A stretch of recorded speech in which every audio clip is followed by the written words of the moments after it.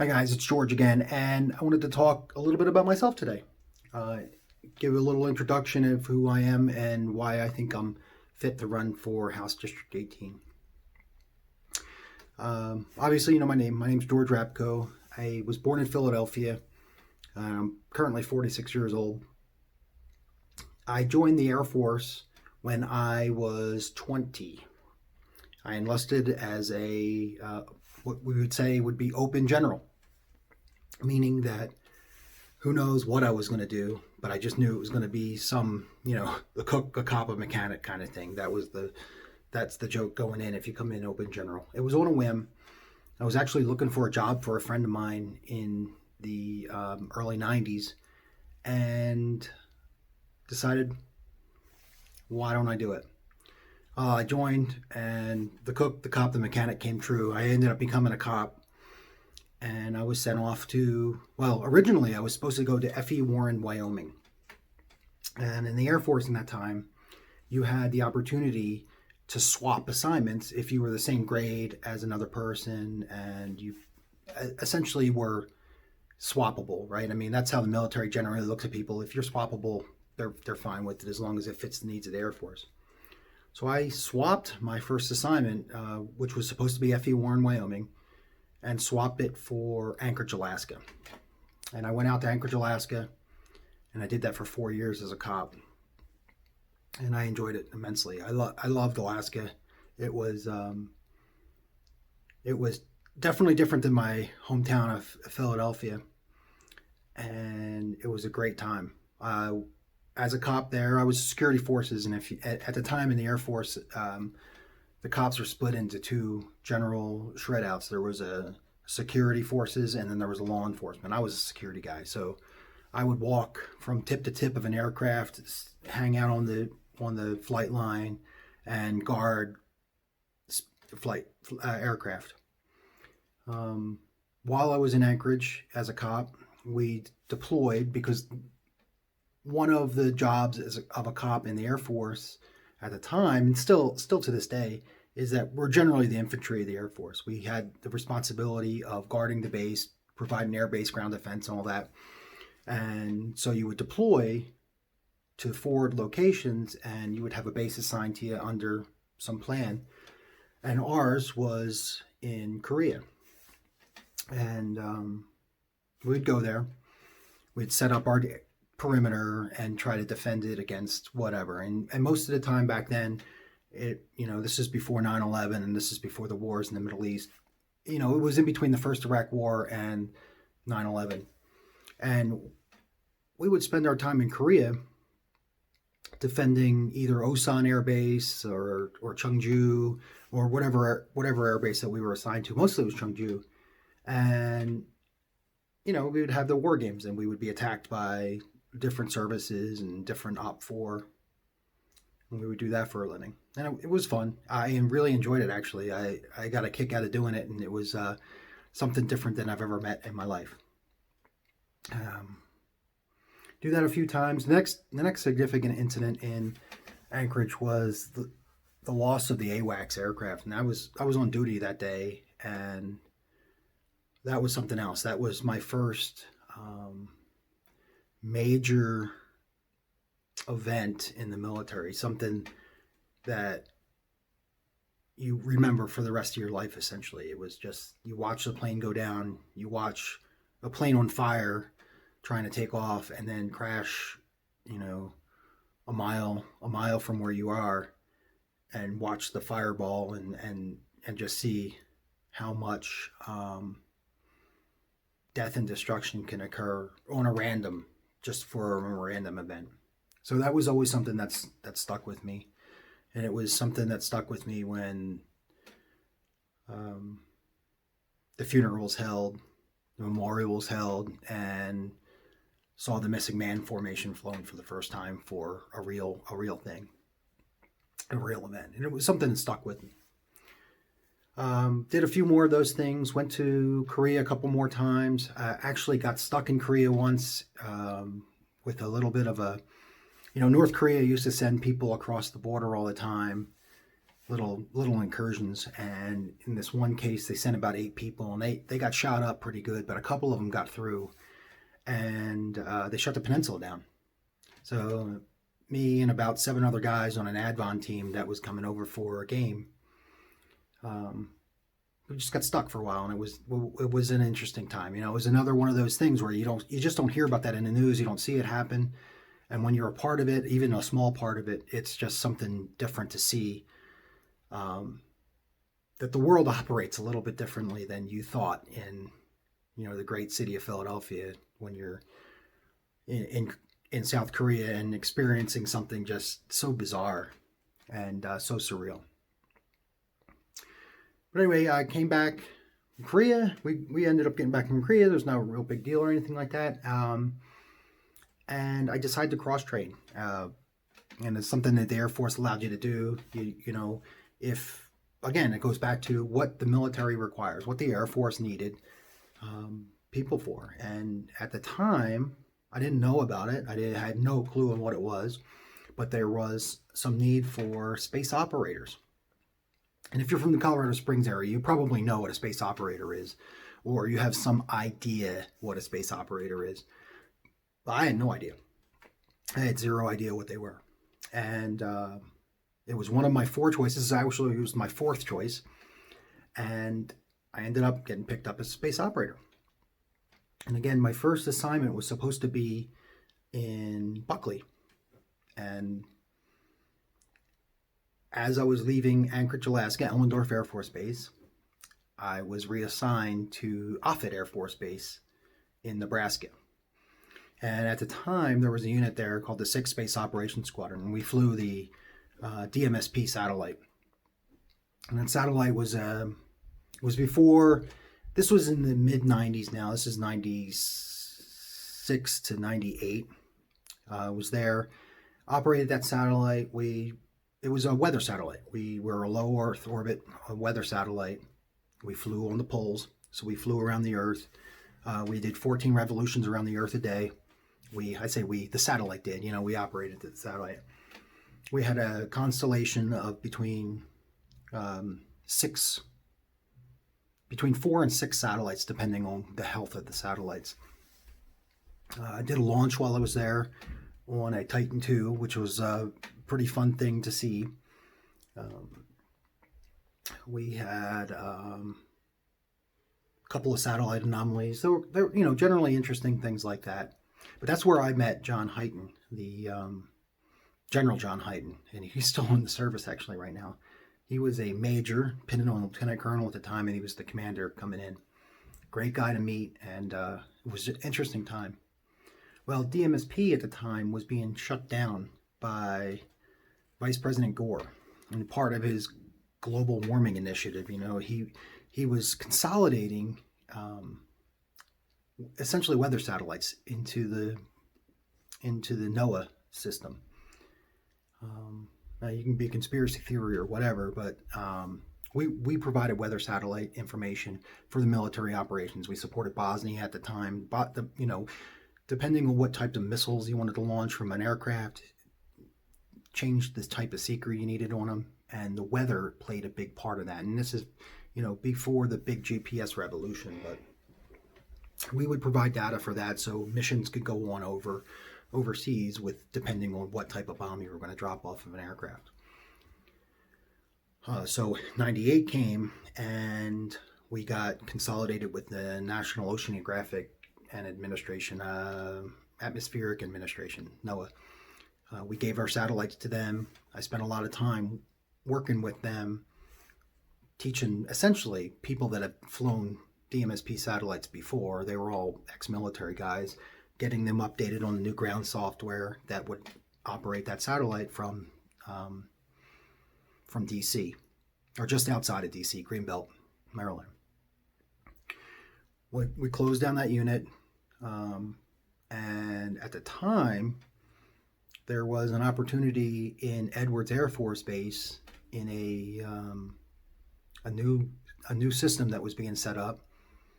And at the time, Lieutenant Colonel John Hyten interviewed me for that position, and I got accepted. And it was one of those ones where you had to be, by name requested and went out there. I spent 4 years out in Edwards Air Force Base on a great system. One of the craziest systems you could ever imagine in the world was out in Edwards Air Force Base. And it was a great time. Loved it. Well, while I was out there, there was a unit, 17th Test Squadron, that came out and tested a piece of software that we were using. And I got to know some of the people that were doing it. And that's where I really found my love in the military, was the 17th Test Squadron and the mission that they did. They came out, they tested the piece of software for us. They used, things that, system testing and software testing and system engineering, all that whole area. If you're not a geek or if you're not interested in it, it's hard to explain the allure of something like that. But when the 17th came out and collected the data that he collected and did a report on what we were doing, it interested me a lot. And so I stayed in touch with them. And after 4 years in Edwards Air Force Base, I reached out to the 17th Test Squadron and ended up coming back, well, for the first time, coming to Colorado Springs with the 17th Test Squadron. We used to be a unit. We were a detachment downtown. We used to work right off of Fountain and Academy, and in a defense contractor building, and we would test systems for Air Force Space Command at the time. The systems we tested were space control systems, so like satellite jammers and essentially those type of things. I did that for 3 years, and then ended up going east on the East Coast to Fort Meade. I worked at Joint Functional Control, JFCCNW, Network Warfare, at the Fort Meade, the NSA Headquarters Building 1. And I did that for 3 years. And while I was there, I worked for General John Davis, U.S. Marine Corps. I worked for General Alexander. And I got an opportunity to deploy to Iraq as a liaison officer to General Stanley McChrystal. And I was at Camp Fernandez Long Plank, right outside of LSA Anaconda, and it was probably the craziest stuff I've ever seen in my life. If you know Stanley McChrystal from any of his folklore, essentially, that unit was doing some crazy stuff. They were busy. We were busy the entire time we were there. I worked in the strategic effects cell, so we worked 15 or 16 hours a day, 7 days a week. The mantra was work out, eat, sleep, repeat, essentially, and that's all you did. And I did that for 7 months, and that was some of the craziest things that you can imagine that the military does. Was just a regular kind of a basis there. It was always done, and it was done professionally, and it was done quickly, and it was done without complaint and without bureaucratic crap. It was just the most efficient thing I've ever seen in my life.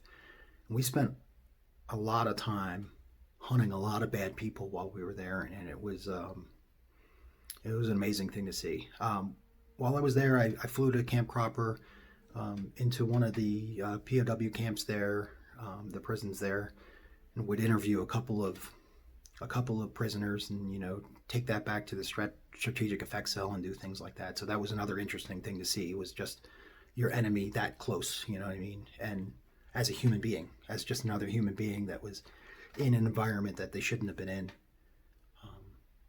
So it was a really dynamic time in my life. And that point, it's something you'll never forget. If you're a military guy out there, I'm not a hunter killer. I'm not a guy that goes out and shoots guys. I worked in the strategic effects cell. I put plans together. I put reports together. We would take pictures of KIA, EKIA, put them together for reports. So we would see everything. I didn't participate. I'm not a killer, but it was part of the machine, and it was something that you just can't take. You just can't describe that to anyone that hasn't been in that kind of environment. And I'm sure there's guys out there that are deployed and know exactly what I'm talking about. There's just nothing you can talk about that would be comparable to something that scarily efficient and that scarily just awe inspiring, that we have that kind of capability in a moment's notice. So anyway, returned from Iraq. That would have been the end of '07. So I was there during kind of the surge. Came back, spent another 9 months, and I separated from the Air Force and came out to Colorado Springs to live forever. And I took a job as a defense contractor back with the 17th Test Squadron, because it's as much as I enjoyed the military and as much as I enjoyed deploying and seeing that scary efficiency, I wanted to be in the part of the organization that made sure that people that were using our systems had the best systems possible. And I worked as a test analyst for 10 years, testing all kinds of space control weapon systems, from Raiders, which we got canceled. It was a defensive counter space system that just never worked, to Bounty Hunter, to other secret things, and just amazing systems, and got to test them, collect data on them, write reports on them, do statistics, everything you can imagine we did, and it was a great time. It was a great time. And as the kind of the churn moved on and moved on and moved on, there was a real bureaucratic pinch on everything. And I don't know if it was because of the Barack Obama presidency and his administration and how things were being run, but there was a real crunch on, instead of having something that was efficient and workable, it became a thing of programmatic, bureaucracy and just having a system to have a system, essentially. And it really bothered me. So after 10 years of doing that, I left, and I tried to set up a little company recently, just doing home renovation kind of stuff, by myself. And here we are. I did that. I started in October, November. Boy, did I pick a bad time to start that. I started in October, November, did some work, hit the end of November, December, January, very slow time. And now we're in the COVID. So I'm pretty much shut down. And that hurt me a lot. That experience hurt me a lot. And so what I spent was the last month or so just donating my time to a local brewery, helping that brewery with, maintenance events and stuff like that, fix the boiler, did some electrical work, just that kind of stuff, just donating my time to a small business that I felt like needed the help. And that's what I did. And here we are. We're at the end of hopefully the COVID lockdown, waiting to get back to business, and it's just so slow. So that's a little bit about me. Now, the reason I think I can support HD18 is I think that I'm young enough. I'm not in my 30s anymore, but I'm mid 40s. I grew up with technology in mind. From my early 20s to now, technology has always been a thing. And I think that the Republican Party requires that. And I think this COVID-19 lockdown has shown that we need to be more open with the way we get information out to the people that we represent and the organization that supports us, the El Paso County Party. And I've been working with them for a couple years, going on 5 years now. I've been a precinct leader, division leader, and all this stuff. And I've always tried to get information from the party, and I could never get it. I can never get it. And, my intention was to just open up how we share information and how we get things done across the party. And I've failed to do that each time. Until finally I got frustrated enough that I decided, I got to put some skin in this game. I gotta run for a House district, and that's House District is one I live and love, House District 18. And currently live in Ivywild. There's a little Ivywild section of House District 18. We're basically in between Nevada, and we go down to about 8th Street, somewhere maybe 8th, 21st Street, somewhere right around there. Then we go over to Motor City, and that's essentially the Ivywild area. And I live there, and I love it. I own a house here. And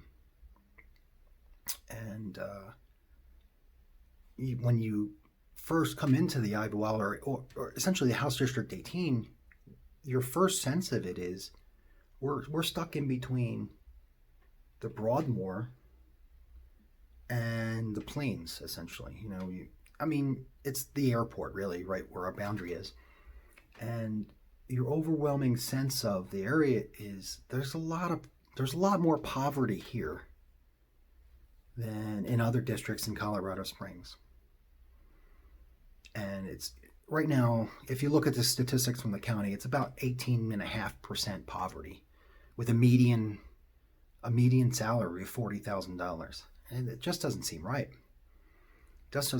We have so many great people in this area, and out east over on airport or in academy, we have some great people out there, and I just don't understand why we have that. And then you start looking at the representation for the area, and you see that there's nothing really being presented at the state level to affect us. So I think I'd like to go represent House 18 as a person that sees that, we're more than just Manitou Springs, and that's it. We have to understand that House 18 is an important house for Colorado Springs, and I'd like to represent them. So that's a little bit about me. I hope you stayed to the end of the video. I know this is a little bit of a longer video, but that's me in a nutshell. Outside of I love the mountain bike.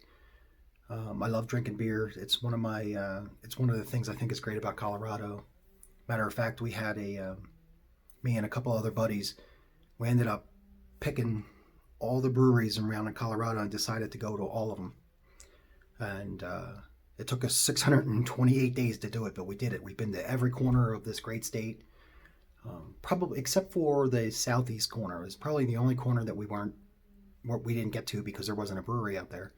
But we've been everywhere else. We've been to Ouray, we've been to Four Corners, we've been to Silverton, we've been to Grand Junction, we flew into Telluride, we flew into Grand Junction, we flew into Durango. It was just a great adventure around Colorado, and it really made me fall in love with this state again. But I hope you watch this entire video. That's me in a nutshell. I hope to see you come June 30th for the primary, for a Republican primary if you're a Republican. I hope to see you in the general in November. And I hope you elect me to represent you in House District 18, because we do need to return balance to this great state. We've got to turn around what's going on. And I think I'm the guy that can help do that. All right. Well, thanks. I appreciate your time. And again, vote for Rapko, House District 18. Thanks.